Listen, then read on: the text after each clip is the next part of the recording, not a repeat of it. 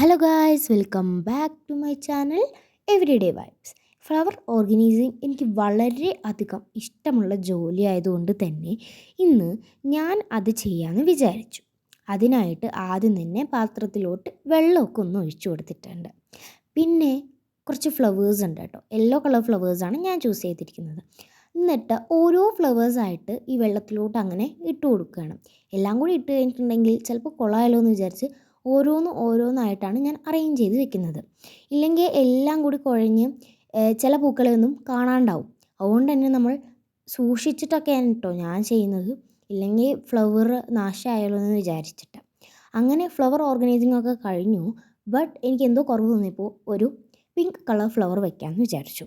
അങ്ങനെ ഒരു pink colour flower അതിൻ്റെ സെൻറ്ററായിട്ട് ഞാൻ വെച്ചു. എനിക്ക് ഭയങ്കരമായിട്ട് ഇഷ്ടമായിട്ടോ. നിങ്ങൾക്ക് ഇഷ്ടമായോ എന്ന് കമൻറ്റിലൂടെ പറയൂ. അപ്പോൾ എല്ലാവർക്കും ടാറ്റാ, ബൈ ബൈ.